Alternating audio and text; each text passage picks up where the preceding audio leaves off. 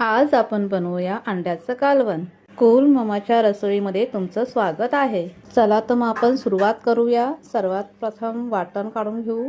वाटणाला लागणारे साहित्य: कांदा, लसूण, अद्रक, 2 हिरव्या मिरच्या, खोबरं, टोमॅटो, कोथिंबीर। हे वाटण आपल्याला कच्चच वाटून घ्यायचं आहे।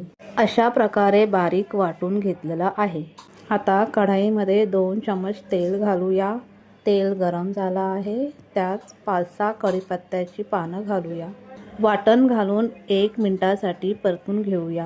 आता वाटणामध्ये अर्धा चमच हळद, अर्धा चमच गरम मसाला, 1 चमच धनिया पावडर, 1.5 चमच मिरची पावडर, चवीपुरतं मीठ घालून चांगलं परतून घेऊया। मसाल्याला चांगलं तेल सुटलं आहे, याचा अर्थ आपला मसाला चांगला भाजला गेला आहे।